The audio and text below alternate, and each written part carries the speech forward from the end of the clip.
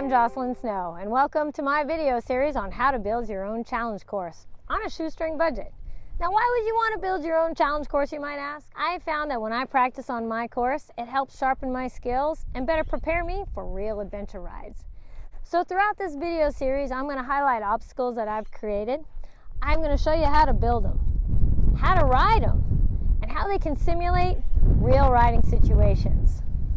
I'm also going to show you how riding these obstacles can help sharpen your skills, build your confidence, and make you a better adventure rider. You don't need much, a little bit of property, some hand, power tools, an adventure bike, and the desire to become a better adventure rider. So let's get started.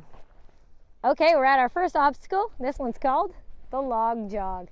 The idea of the Log Jog is a rider must enter through one end, work their way through randomly scattered telephone poles without putting their feet on the ground.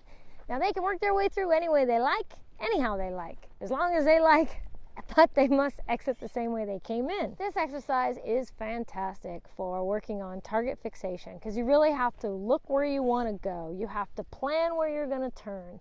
It's great for tight turning and counterbalancing on the motorcycle. Some real life situations where this might help out.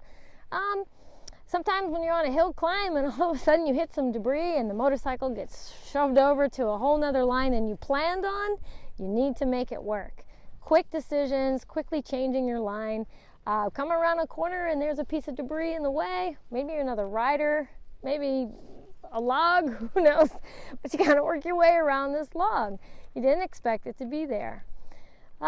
Also, have you been on a ride where all of a sudden everybody on the ride decides they're going to turn around and go the other way? They've taken the wrong road. Maybe there's a gate, it's closed.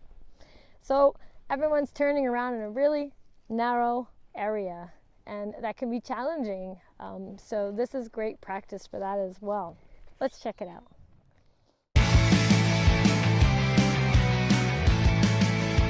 The GS Trophy Team USA is doing a great job showing us how it's done. Now, once you're comfortable riding your Log Jog and you want to make it a little more challenging, you can add another rider, 2, 3 riders.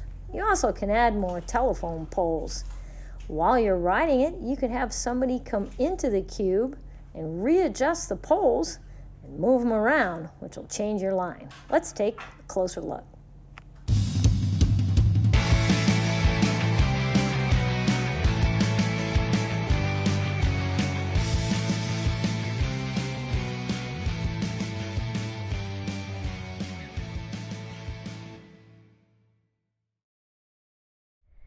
All right, so I've brought you up in my bucket truck, as you can see, so that I can show you the Log Jog from a bird's eye view. So basically, it's just made up of a bunch of telephone poles that are put into a cube with random pieces of poles in the center. And you can put them however you want in the middle and move them around to kind of make the challenge a bit more difficult. So my Log Jog measures 45. Okay, you ready? Let's go ride the Log Jog.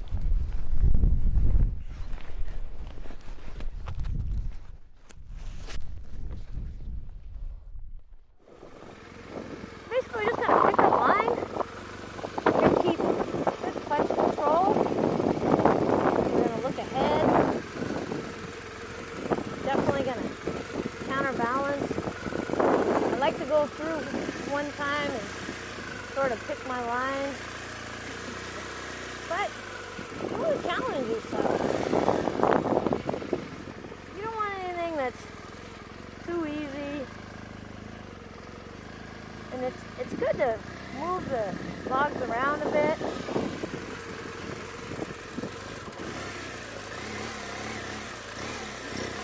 There you go. Super fun. Next up, we have the power pole. Or I named it the PG&E, since that's the name of our local power company. So the power pole is one big long telephone pole, or in this case, I've got 4 telephone pole pieces all put together to make one long pole. The idea is the rider must enter from one end, ride the pole on top all the way to the far end, and exit off the other end. This is great practice for balance of a motorcycle. Looking ahead, keeping a nice, easy grip on the handlebars. If you hang on too tight or you're too tense, any little quick movement and the bike will come off the pole.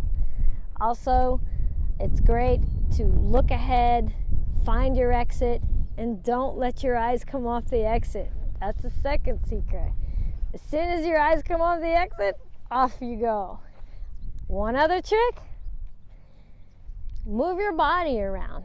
So the bike, in order to keep the bike in balance, you may have to adjust your body one way or the other and move around on that bike. Give it a little wiggle.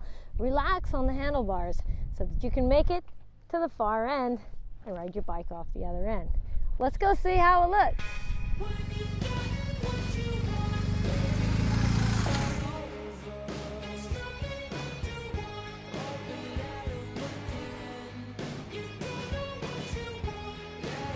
When you're first starting on the power pole, it's my recommendation to build the sand around it to make it easier. Okay, so now you've seen it. Let's go ride it. Jump on board and let's go check it out.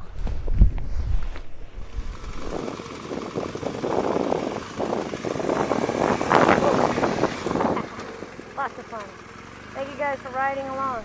Okay, so what do you need to build the Log Jog and the power pole? Well, a chainsaw would be amazing if you have one. The larger chainsaw is definitely better because the power poles are real hard and sometimes difficult to cut through. A small one will do.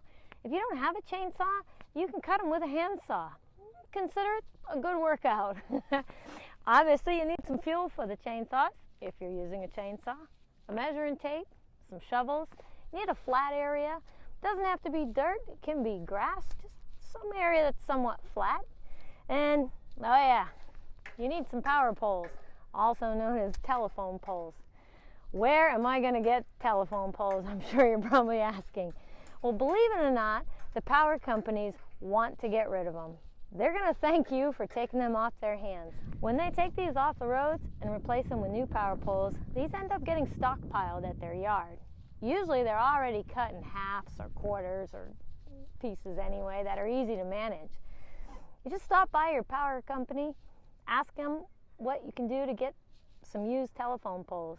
Most likely, they'll give them to you for free. What I did is I saw the power company changing out some poles on the side of the road in a couple different areas in town, and I stopped by and brought the guys a bag full of candy bars and Gatorades and asked them, hey, do you think when you're done you could bring those telephone poles over to my house? And they said sure, and they did. The big old truck pulled up and they dropped them in a big pile, and they thanked me for taking their poles. And then they asked me if they could bring me more next time they're in the area. So there you have it. Now, if you're having a hard time finding power poles, you can always use fence posts. They work just as good. Thanks for watching.